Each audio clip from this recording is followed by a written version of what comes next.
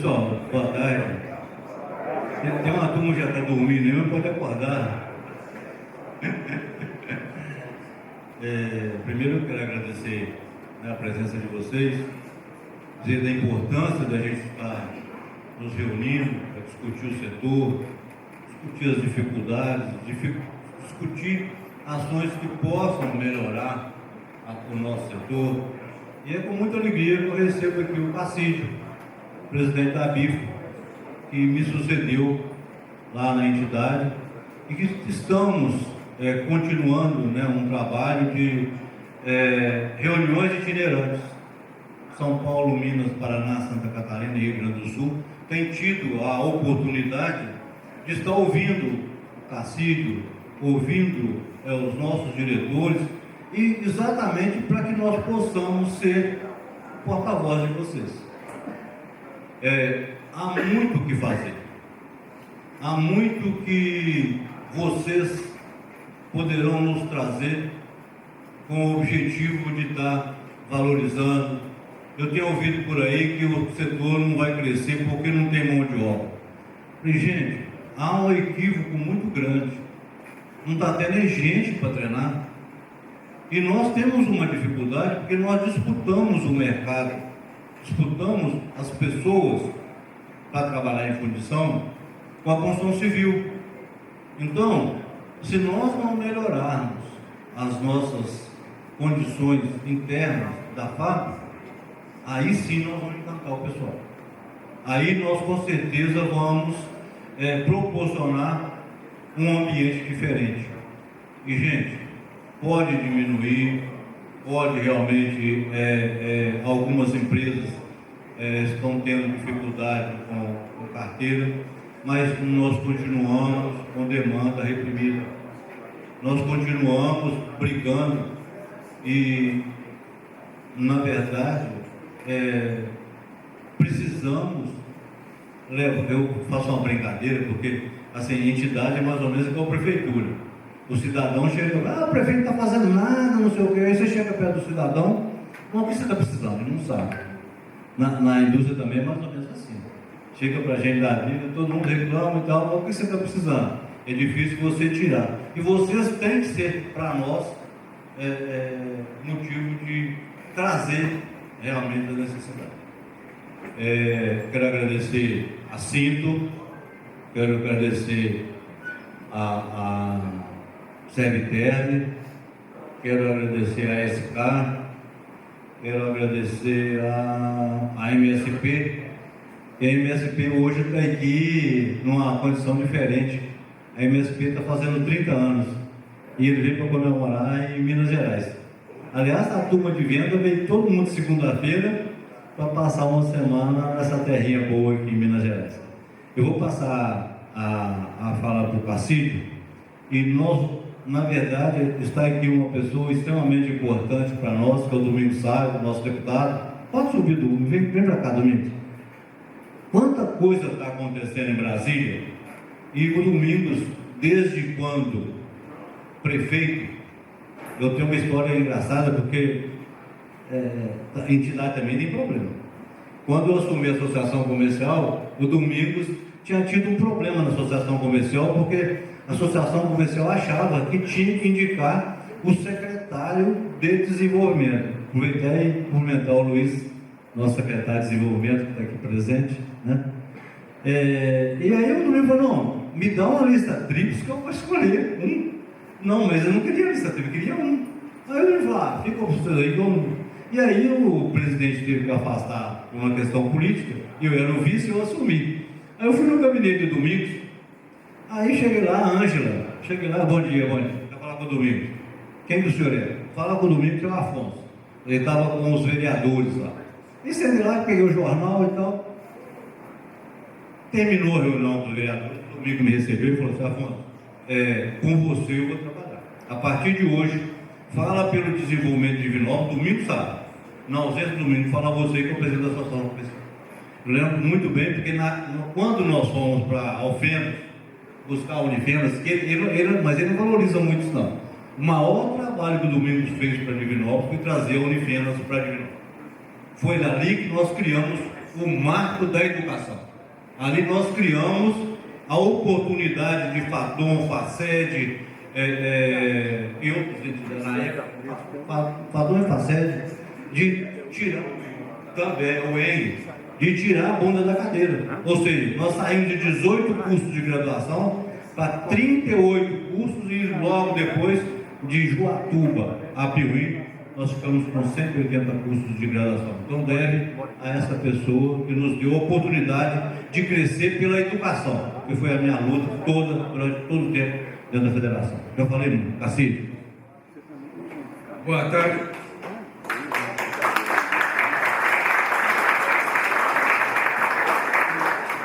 Boa tarde a todos. Obrigado pela presença. Para nós é muito gratificante estarmos conduzindo esse trabalho hoje da BIFA aqui na Regional de Minas Gerais. Agradecer o trabalho de preparação desse encontro pela pessoa do senhor Afonso, apaixonado por isso, né? Já percebi desde que ele estava me convidando para ser o presidente. E também ao Samuel, que é o nosso regional, e a toda a sua equipe aqui que prepararam esse momento para nossa plenária e a discussão de vários assuntos de interesse da categoria. Também dizer a todos que, como representante da BIFA, estamos sempre abertos às demandas dos seus associados. Se assim que vocês criarem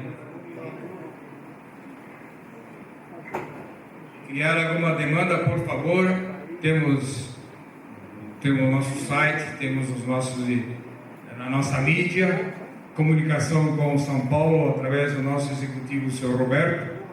Apresente, coloque, porque às vezes temos alguma situação e não sabemos procurar a quem para que possamos dar andamento.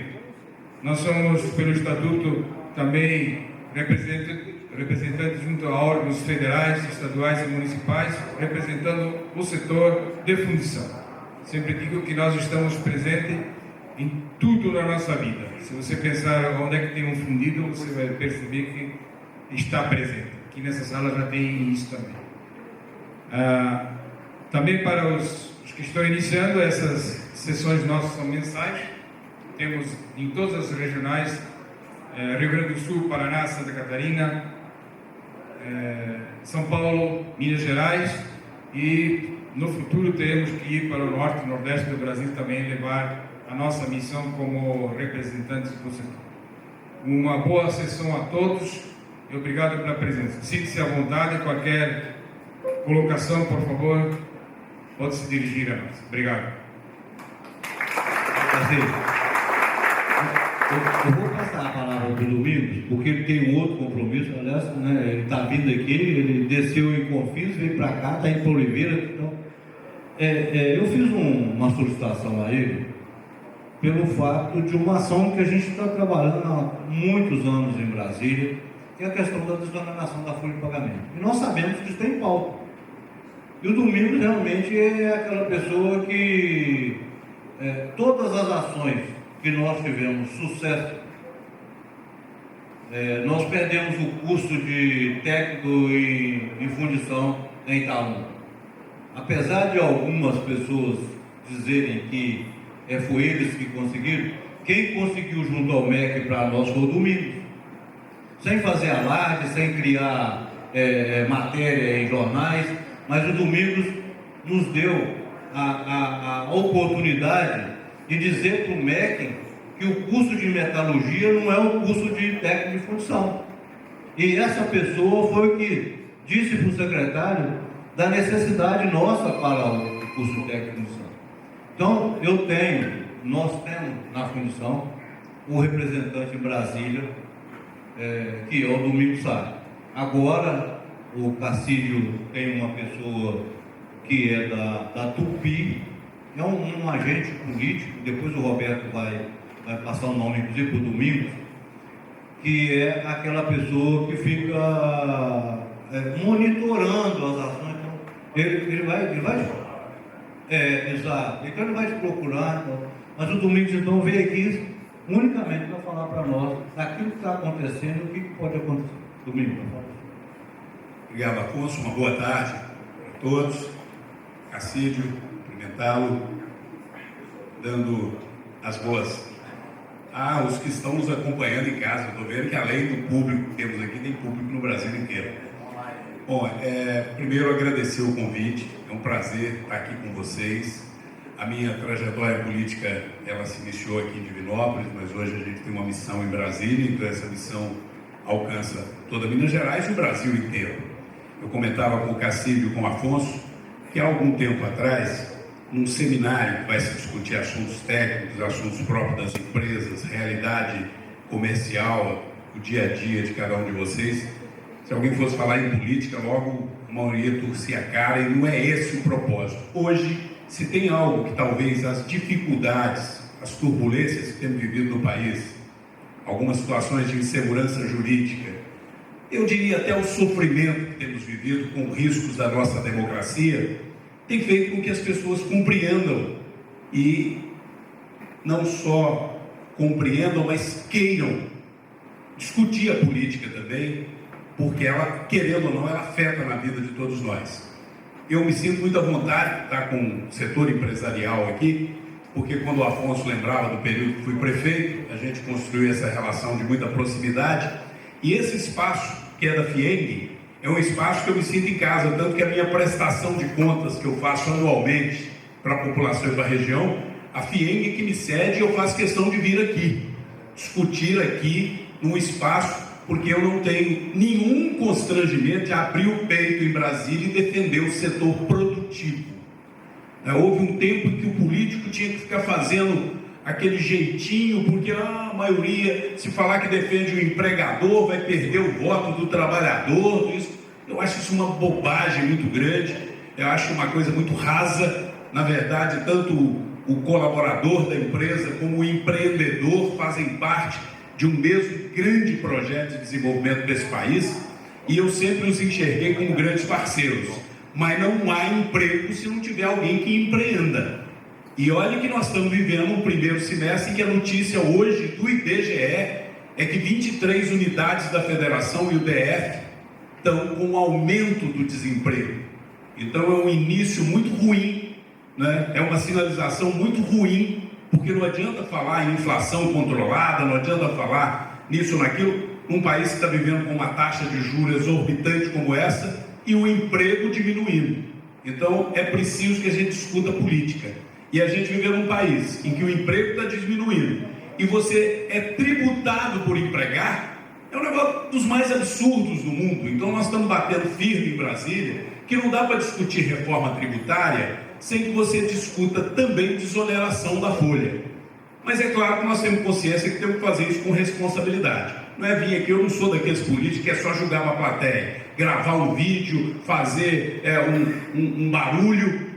A gente tem consciência do seguinte: o modelo brasileiro estruturou a previdência pública brasileira em cima das contribuições sociais, da contribuição previdenciária e das contribuições sociais, que são tributação em cima da folha para o governo federal. Nós não estamos falando de tributo municipal nem estadual. Na reforma tributária está se discutindo uma unificação que envolve município, estado, União. É preciso enfrentar a questão da desoneração da folha. Nós já temos lá propostas de prorrogar os 17 setores, mas isso não resolve. O setor da fundição mesmo está excluído, o que é absolutamente inaceitável. Então, nós entendemos que esse assunto tem que ser enfrentado como uma regra geral. Eu defendo que a desoneração da folha tem que ser uma regra geral e encontrarmos uma outra forma de financiamento da Previdência, que não seria uma atitude responsável dizer: vamos desonerar a folha, vamos transferir os 40 bilhões de reais que vai deixar de entrar para o orçamento geral da União sem saber de onde tirar. Mas o certo é que o assunto tem que ser enfrentado, mas na proposta que está se discutindo, tanto da PEC 45 na Câmara como a PEC 110 no Senado, não se fala em desoneração da folha. Esse item não está previsto de ser colocado em votação agora. A gente tem que ser franco com vocês, para que a gente se organize, para que a gente se organize.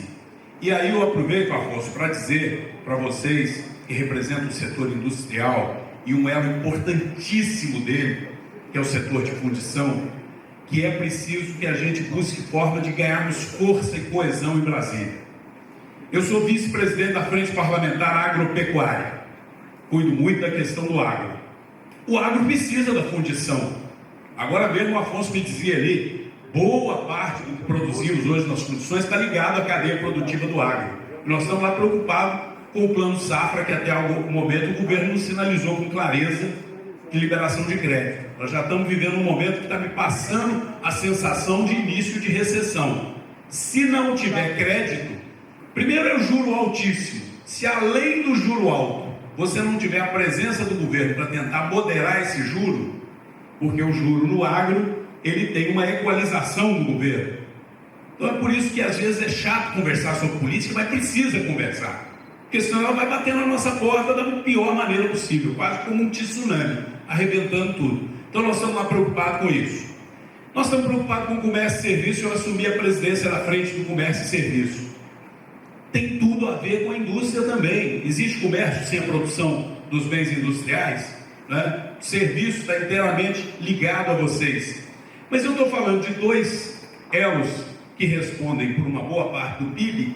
A indústria brasileira que está precisando de mais socorro nesse momento, na minha avaliação, porque o comércio e serviço responde por 70% do PIB, o agro um pouco menos de 20%, mas a indústria caiu assustadoramente no Brasil nas últimas décadas, encolheu, e a gente ainda continua deixando espaço para importações de produto acabado. Um país como o nosso, que exporta tanto minério de ferro, isenta para exportar e tributa vocês aqui para industrializar.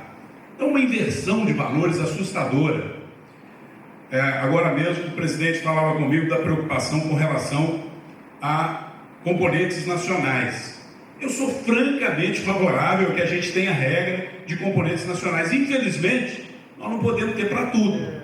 Se a gente for ter regra de componente nacional para chip, nós vamos parar tudo no Brasil, né? Porque nós dependemos 100% de importação de tecnologia de alto nível, especialmente da Coreia. O Brasil precisa de acordar para isso e investir nisso também, em alta tecnologia. Mas no setor que vocês dominam, a gente tem capacidade plena. Então temos que discutir a obrigatoriedade de componente nacional na indústria automobilística, no setor agrícola, na indústria de máquinas pesadas, naval, saneamento básico.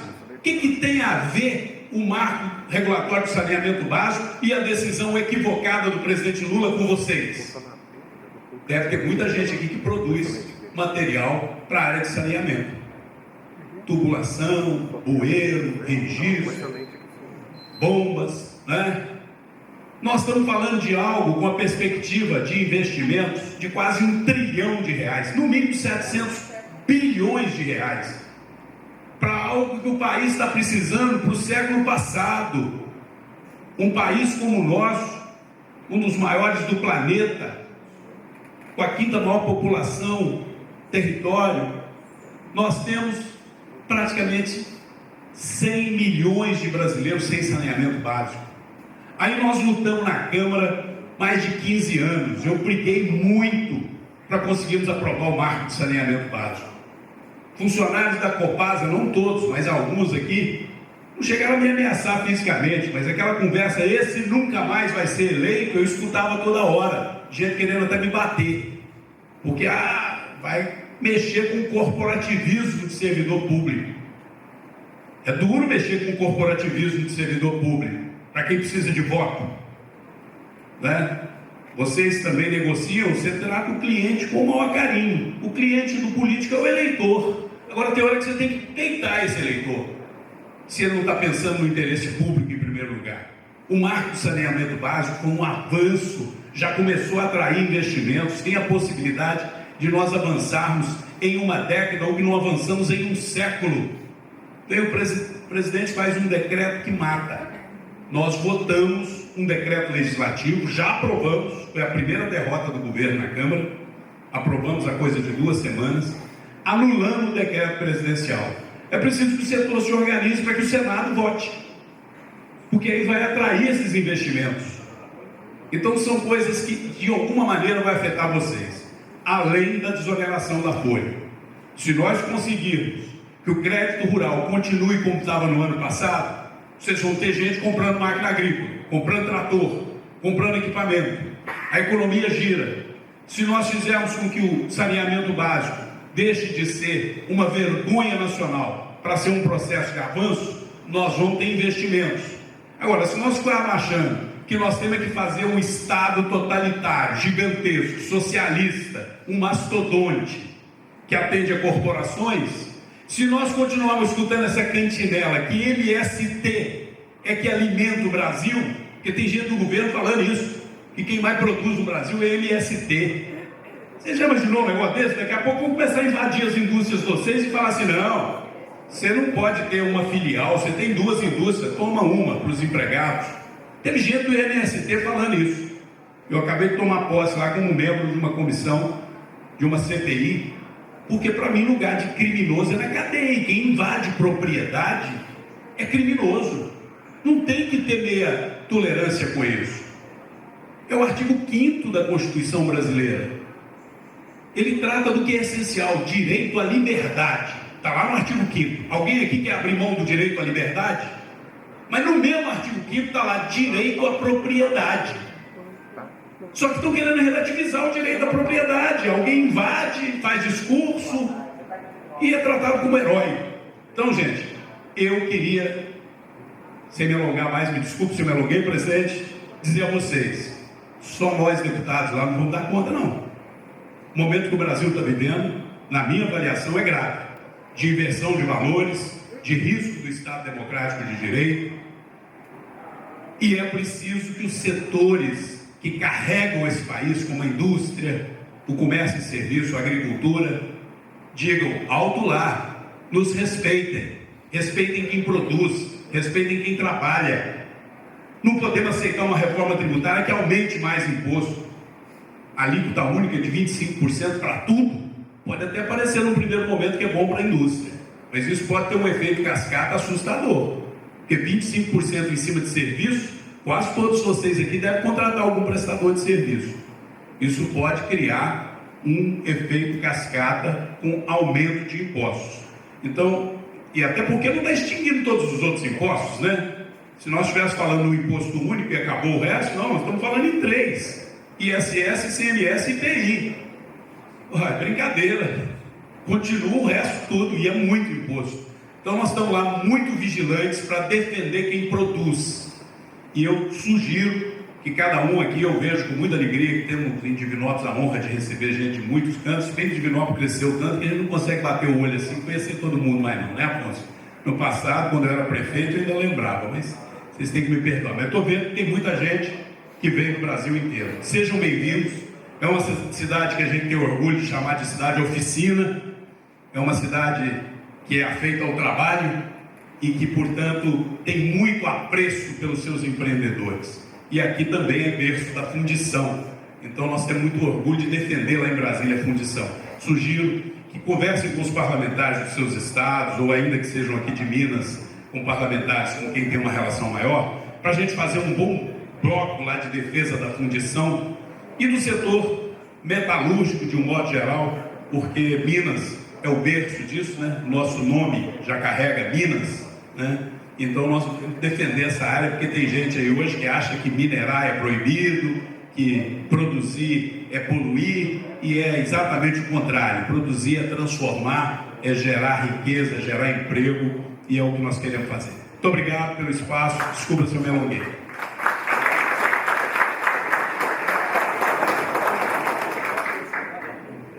Pessoal, agora vou passar a fala para o Roberto. Vamos começar a nossa plenária. E desculpa aí, mas a gente precisava de ouvir isso aí.